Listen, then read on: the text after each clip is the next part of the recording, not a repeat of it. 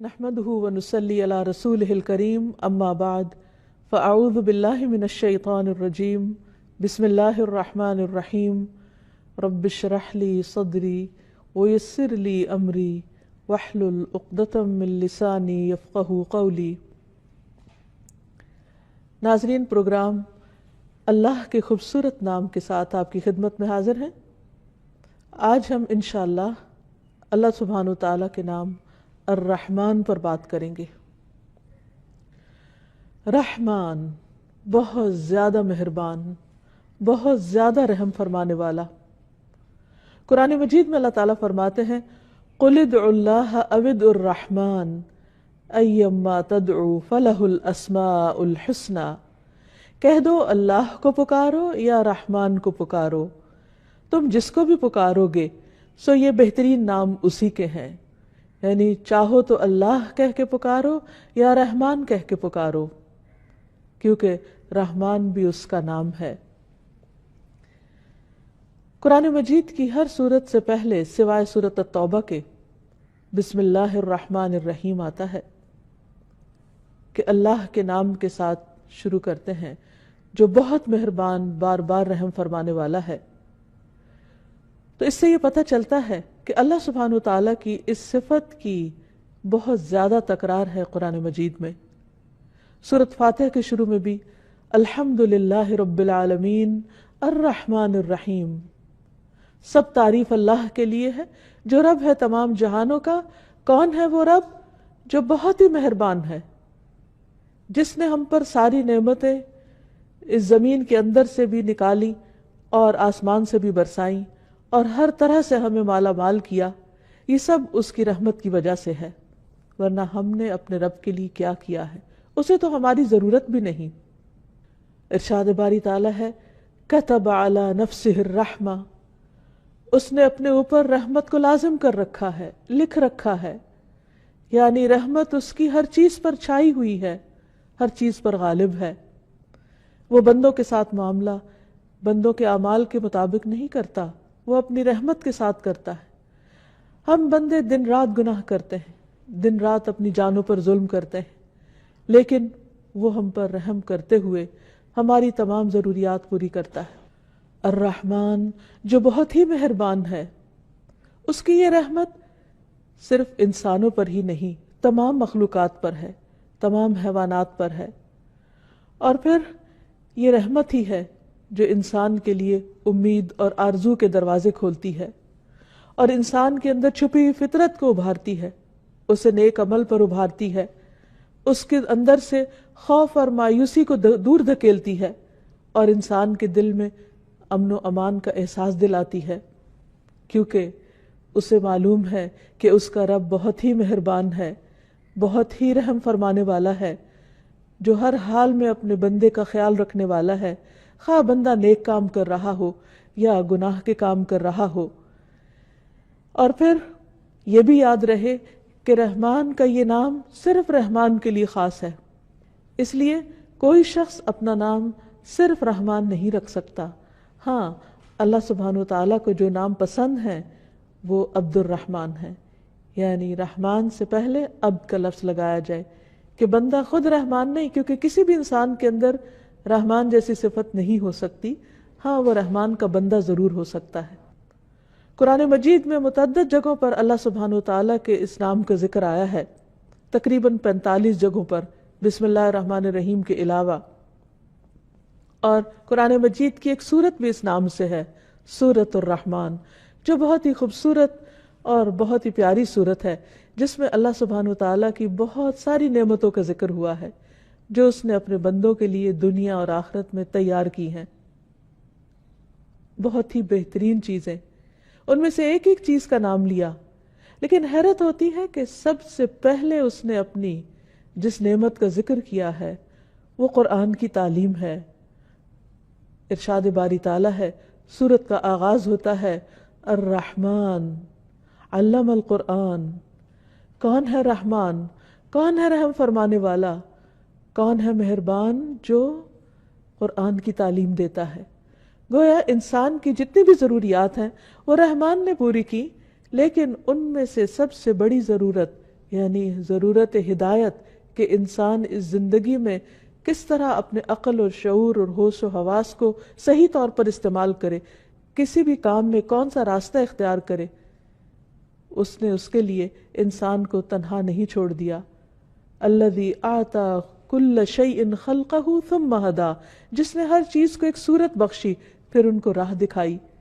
جس طرح اس نے پودوں کو سکھایا کہ انہوں نے کیا پیدا کرنا ہے، کیسے ظاہر ہونا ہے، جس نے ایک چھوٹے سے چھوٹے جانور کو اپنا کام سکھایا، اسی نے انسان کو زندگی گزارنے کا مکمل ضابطہ حیات دیا، بہترین طریقہ سکھایا، انسان کی ہدایت کا بندوبست کیا اور قرآن کی تعلیم دی۔ پھر اس کے بعد خلق الانسان، انسان کی تخلیق کی بات ہوئی کہ یہ بھی اس کی رحمت ہے۔ علمہ البیان، اس کو بولنا سکھایا، اسے اظہار خیال کرنا سکھایا، یہ بھی رحمان کی رحمت ہے۔ تو بہرحال اللہ سبحانہ وتعالیٰ کی اتنی نعمتیں ہیں، اتنی رحمتیں ہیں کہ جن کو انسان شمار نہیں کر سکتا، ان کو گن نہیں سکتا۔ اسی لیے سورۃ الرحمن میں بار بار اس آیت کی تکرار ہوتی ہے، فَبِأَيِّ آلَاءِ رَبِّكُمَا تُكَذِّبَانِ، تم اپنے رب کی کون کون سی نعمتوں کا انکار کرو گے، کن کن نعمتوں کو جھٹلاؤ گے۔ تو ہم کسی بھی نعمت کا انکار نہیں کر سکتے، کیونکہ اگر رب عطا نہ کرے تو کوئی انسان یا کوئی دوسری مخلوق انسان کو یا دوسری مخلوقات کو وہ سب کچھ دے نہیں سکتی۔ اسی طرح قرآن مجید میں ایک اور جگہ پر آتا ہے، هو اللہ الذی لا الہ الا ہو عالم الغیب والشہادہ هو الرحمن الرحیم، کہ وہ اللہ کون ہے، اس کا تعارف کیا ہے، وہی جس کے سوا کوئی الہ نہیں، جو غیب اور حاضر کا جاننے والا، جو بہت ہی مہربان، بہت ہی لطف و کرم کرنے والا اور بار بار رحم کرنے والا رب ہے۔ ایک اور جگہ پر فرمایا کہ یہ قرآن تنزیل من الرحمن الرحیم، یہ رحمان الرحیم کی طرف سے نازل کردہ ہے۔ یہاں پر ایک اور حیرت کی بات یہ ہے کہ رحمان کے ساتھ مزید تاکید کے لیے صفت الرحیم کا بھی بار بار ذکر آتا ہے، یعنی اس کی رحمت خاص بھی ہے اور اس کی رحمت عام بھی ہے، اس کی رحمت انسانوں پر بھی ہے اور اس کی رحمت حیوانوں پر بھی ہے، اس کی رحمت ماننے والوں پر بھی ہے اور اس کی رحمت ان پر بھی ہے جو اس کے وجود کا ہی انکار کرتے ہیں یا اس کے ساتھ دوسروں کو شریک ٹھہراتے ہیں۔ ایسی رحمت اور کس کے اندر ہوگی؟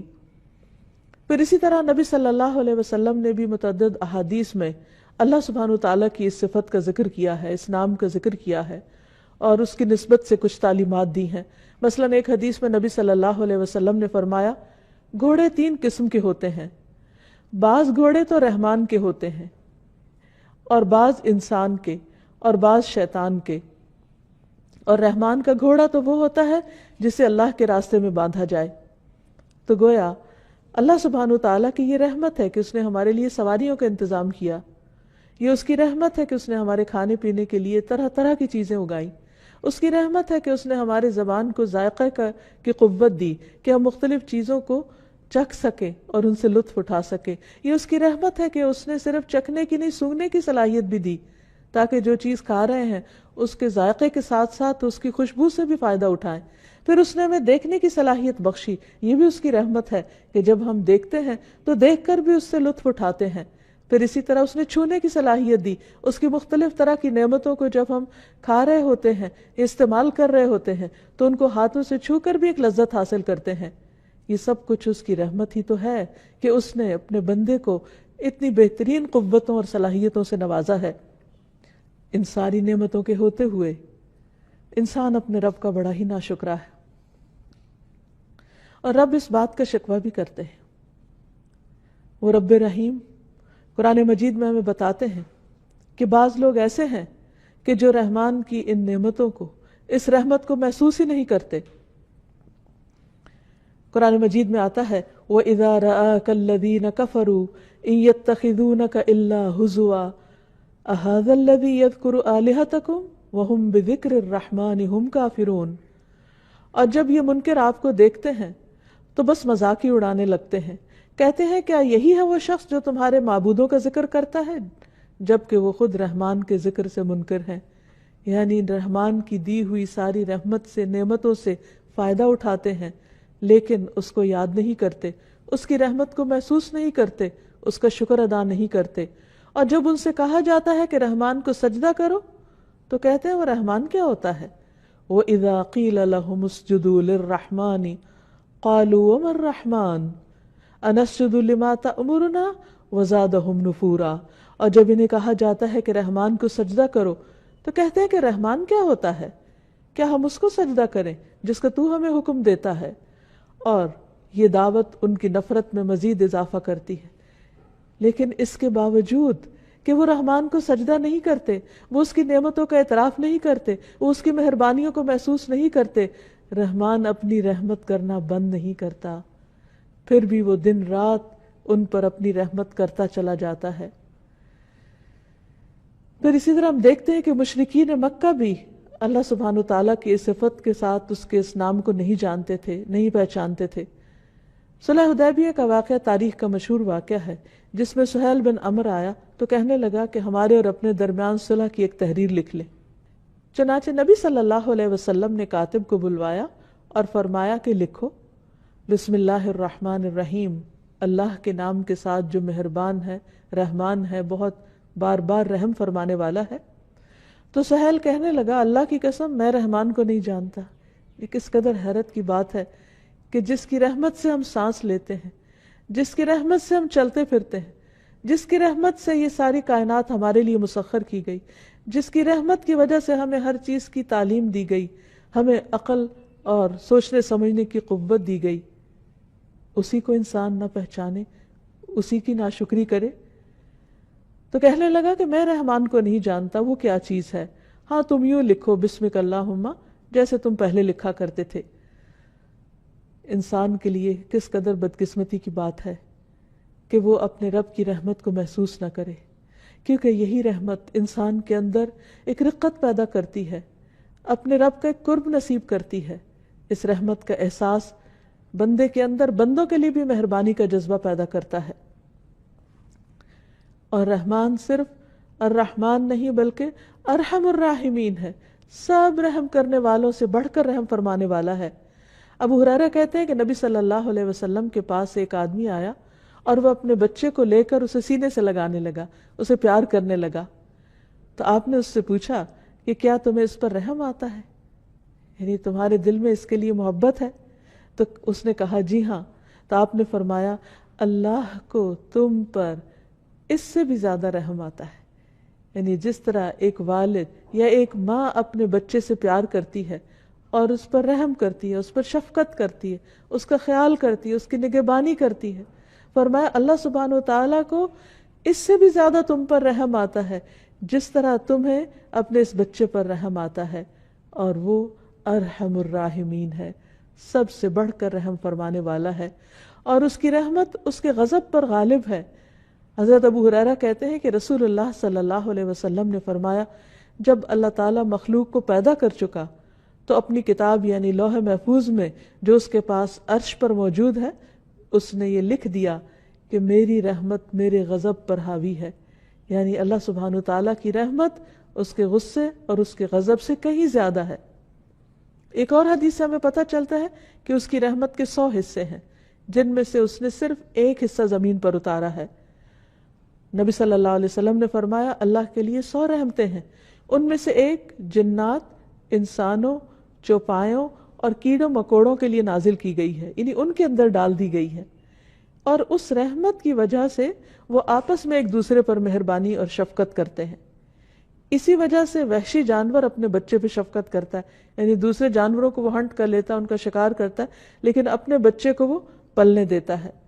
اور اللہ سبحانہ وتعالیٰ نے 99 رحمتیں بچا کر رکھی ہیں جن سے وہ قیامت کے دن اپنے بندوں پر رحمت کرے گا، کیونکہ قیامت کے دن کوئی بھی ایسا نہ ہوگا کہ جس کے اعمال ایسے ہوں کہ وہ صرف اپنے اعمال کی وجہ سے جنت میں جا سکے۔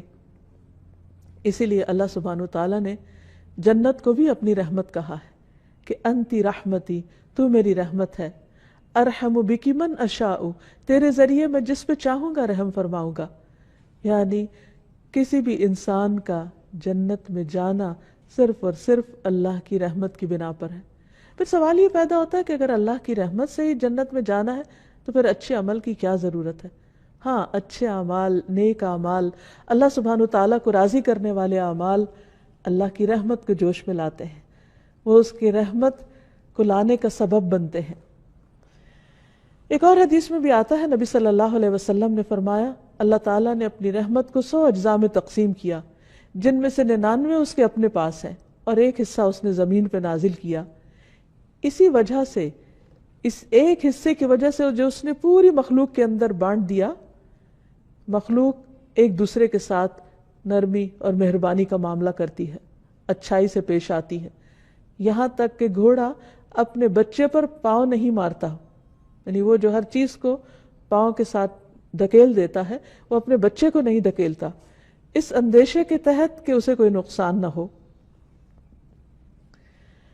پھر یہ ہے کہ قیامت کے دن اس ایک حصے کی واپسی اور اللہ کے دوستوں کو اس سے مکمل فائدہ پہنچے گا۔ اللہ سبحانہ تعالیٰ نے یہ جو ایک حصہ رحمت کا دنیا میں اتارا ہے، قیامت کے دن یہ بھی اپنے 99 حصوں میں ڈال کر 100 پوری کر کے اپنے اولیاء اور اپنے دوستوں پر نچھاور فرمائے گا۔ رسول اللہ صلی اللہ علیہ وسلم نے فرمایا، اللہ تعالیٰ کے پاس 100 رحمتیں ہیں، جن میں سے اللہ نے تمام زمین والوں پر صرف ایک رحمت نازل کی ہے، اور باقی 99 اللہ تعالیٰ نے اپنے اولیاء کے لیے رکھ چھوڑی ہیں۔ پھر اللہ اس ایک رحمت کو بھی، یعنی جو ابھی اس نے اس دنیا میں اتاری ہوئی ہے، اسے بھی اس 99 کے ساتھ ملا دے گا، اور قیامت کے دن اپنے دوستوں پر اپنی 100 رحمتیں پوری فرما دے گا۔ تو آپ سوچئے کہ پھر وہ کیسا انعام ہوگا، کیسا اکرام ہوگا، کیسا احسان ہوگا جو وہ اپنے بندوں پر کرے گا۔ اللہ سبحانہ تعالیٰ کی رحمت محسنین کے بہت قریب ہے، جیسے کہ ارشاد فرمایا، ان رحمت اللہ قریب من المحسنین، اللہ کی رحمت نیکی کرنے والوں، احسان کرنے والوں کے بہت قریب ہے۔ یعنی ویسے تو اللہ سبحانہ تعالیٰ کی رحمت ہر ایک کے لیے ہے، لیکن قیامت کے دن وہ خاص اس کے دوستوں کے لیے ہوگی۔ وہ دوست کون ہیں؟ جو اللہ سبحانہ تعالیٰ کو اس دنیا میں راضی کرتے ہیں، اس کے احکامات پر چلتے ہیں، اس کی عبادت کرتے ہیں، اس کی اطاعت کرتے ہیں، اس کی خوشی کو اپنی خوشی پر مقدم رکھتے ہیں، اس کی رضا کو اپنی رضا کے آگے رکھتے ہیں۔ ایسے لوگوں پر اللہ سبحانہ تعالیٰ اپنی رحمتیں تمام کر دے گا۔ پھر اسی طرح یہ ہے کہ قیامت کے دن اللہ کے نافرمانوں پر بھی کچھ رحمت ہوگی۔ حدیث میں آتا ہے کہ وہ جہنمی جو اس میں ہمیشہ رہیں گے، یعنی جہنم میں، ان پر تو نہ موت آئے گی اور نہ ہی انہیں کوئی زندگی نصیب ہوگی۔ البتہ جن پر اللہ تعالیٰ اپنی رحمت کا ارادہ فرمائے گا، انہیں جہنم میں موت دے دے گا۔ پھر سفارش کرنے والے ان کی سفارش کریں گے، اور ہر آدمی اپنے دوستوں کو نکال کر لے جائے گا۔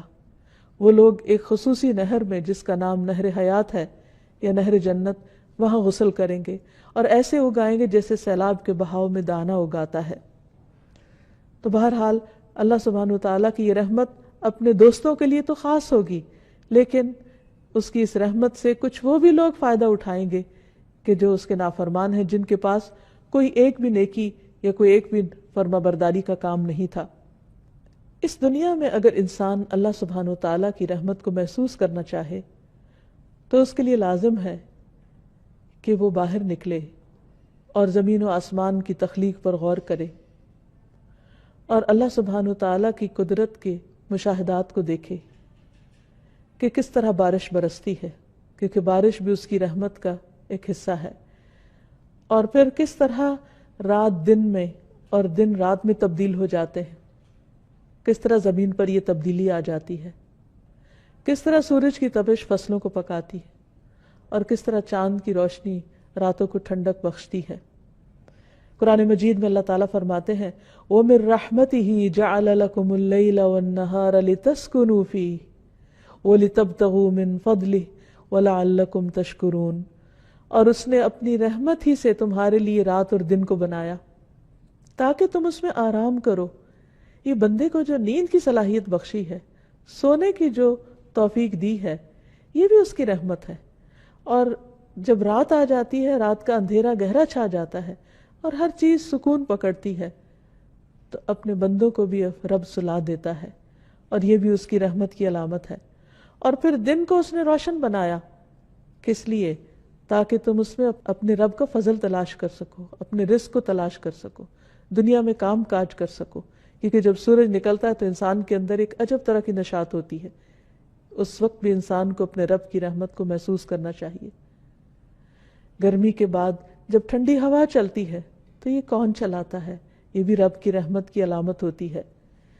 اسی طرح جیسے یہاں فرمایا وَهُوَ الَّذِي أَرْسَلَ الرِّيَاحَ بُشْرًا بَيْنَ يَدَيْ رَحْمَتِهِ وَأَنزَلْنَا مِنَ السَّمَاءِ مَاءً طَهُورًا، اور وہی ہے جس نے ہواؤں کو اپنی رحمت سے پہلے خوشخبری کے لیے بھیجا، یعنی بارش کے آنے سے پہلے جب ہوا چلتی ہے تو اس کی رحمت کو محسوس کرنا چاہیے۔ اور ہم نے آسمان سے پاک کرنے والا پانی اتارا، یعنی بارش کا پانی ہر چیز کو دھو ڈالتا ہے، درختوں کو، نباتات کو اور مختلف چیزوں کو، اور اس میں انسانوں اور حیوانوں کے لیے پینے کا بھی حصہ ہے۔ پھر آپ دیکھیے کہ اللہ سبحانہ و تعالیٰ کی رحمت جو ہے یہ اس کی کسی کمزوری کی وجہ سے نہیں ہے، وہ صاحب اقتدار ہے، وہ عرش پر مستوی ہے، وہ سب سے بلند ہے، اس کے باوجود مہربان ہے۔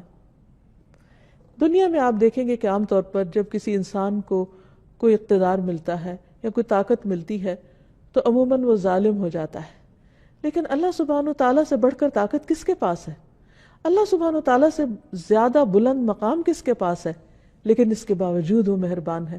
قرآن مجید میں آتا ہے الرحمن علی العرش استوى، رحمان عرش پر مستوی ہے، یعنی اتنی بلندی پر ہونے کے باوجود وہ مہربان ہے۔ پھر اسی طرح قرآن مجید میں متعدد مقامات پر العزیز الرحیم کا لفظ آتا ہے۔ ایک طرف وہ زبردست ہے، وہ غلبے والا ہے، وہ قوت والا ہے، وہ اپنا حکم نافذ کر سکتا ہے، اور دوسری طرف وہ بہت مہربان ہے۔ عام طور پر بندوں کے اندر زیادہ تر وہ مہربان ہوتے ہیں جو اپنی کسی ویکنس کی وجہ سے دوسروں پر مہربانی کر رہے ہوتے ہیں، یا تو فطرتاً ان کے اندر ایک ایسی کیفیت ہوتی، یا پھر جب وہ دیکھتے ہیں کہ وہ کوئی قوت نہیں رکھتے، کوئی طاقت نہیں رکھتے، تو عام طور پر وہ مسکین ہو جاتے ہیں یا پھر نرم مزاج ہو جاتے ہیں۔ بائی چوائس بہت کم لوگ مہربانی کا رویہ اختیار کرتے ہیں، کیونکہ جو جو نعمتیں زیادہ ہوتی چلی جاتی، یعنی ان پر اللہ کا فضل زیادہ ہوتا ہے، وہ تو بندوں کے ساتھ مہربانی کی خو کو چھوڑ دیتے ہیں، الا ماشاء اللہ، مگر یہ کہ جس کو اللہ توفیق دے۔ لیکن اللہ سبحانہ وتعالیٰ جو سارے خزانوں کا مالک، جو سب کچھ کر سکتا ہے، وہ اپنے نافرمانوں کو ایک آن میں ختم کر سکتا ہے، لیکن اس کے باوجود وہ ان کو رزق دیتا رہتا ہے۔ اور ایک اور جگہ پر فرماتا ہے وَرَبُّكَ الْغَفُورُ ذُو الرَّحْمَةِ، تیرا رب بخشنے والا ہے، رحم فرمانے والا ہے۔ لَوْ يُؤَاخِذُهُمْ بِمَا كَسَبُوا لَعَجَّلَ لَهُمُ الْعَذَابَ، اگر وہ بندوں کے گناہوں کی وجہ سے انہیں پکڑنے لگے تو بہت جلد ان کو عذاب دے دے، لیکن وہ ایسا نہیں کرتا۔ اور آپ دیکھیے، کسی اور کی بات چھوڑیے، خود ہم اپنے آپ پر غور کریں تو ہم ایک دن میں کتنی نافرمانیاں کر جاتے ہیں، لیکن اس کے باوجود ہم چلتے پھرتے، کھاتے پیتے سب کچھ کرتے ہیں، اور پھر اللہ سبحانہ وتعالیٰ ہمیں پلٹنے کا موقع بھی دیتے ہیں کہ ہم اس سے معافی مانگ لیں تو معاف بھی کر دے گا۔ یعنی ساری نعمتیں لینے کے بعد حق تو یہ تھا کہ ہم اس کا شکر ادا کرتے، اس کی فرما برداری کرتے، اس کو خوش کرتے، لیکن الٹا ہم اس کو ناراض کرتے۔ جب ناراض کر چکتے تو وہ پھر بھی ہمیں نہیں چھوڑتا، اس کی رحمت کو دیکھیے، پھر وہ اپنی طرف بلاتا ہے کہ آؤ اپنے رب کی طرف پلٹ آؤ، اس کی رحمت تمہیں ڈھانپ لے گی۔ پھر آپ دیکھیے کہ دنیا میں یہ ساری نعمتیں، یہ رحمتیں تو سب کے لیے عام ہیں، لیکن ایک دن پھر ایسا آئے گا کہ جب بندوں میں فرق کر دیا جائے گا۔ ایک طرف اس کے اطاعت گزار بندے ہوں گے جن پر وہ اپنی ساری نعمتیں اور رحمتیں پوری کرے گا، اور دوسری طرف اس کے گناہگار بندے ہوں گے۔ ان گناہگاروں میں سے بھی وہ بہت کو بخش دے گا، ہاں صرف ان کو چھوڑ دے گا جو شرک کرنے والے ہوں گے، کیونکہ اللہ سبحانہ وتعالیٰ نے فرمایا کہ اللہ تعالیٰ سارے گناہوں کو معاف کر دے گا، ہاں شرک تو شرک کا گناہ نہیں معاف کرے گا۔ جیسا کہ باقی تمام ناموں کے ساتھ اللہ سبحانہ وتعالیٰ کو پکارا جاتا ہے، اسی طرح اس کی اس صفت کے ساتھ بھی اس کو پکارنا چاہیے۔ نبی صلی اللہ علیہ وسلم نے کچھ ایسی دعائیں سکھائی ہیں کہ جن میں رحمان کا ذکر آتا ہے۔ مثلا قرض کی ادائیگی میں آسانی کے لیے رحمان کو پکارنا چاہیے۔ حضرت انس کی روایت ہے کہ رسول اللہ صلی اللہ علیہ وسلم نے حضرت معاذ سے فرمایا، کیا میں تمہیں ایسی دعا سکھاؤں کہ اگر تم اس کے ساتھ دعا کرو تو تم پر احد پہاڑ کے برابر بھی قرضہ ہو تو اللہ تعالیٰ تم سے ادا کر دے گا۔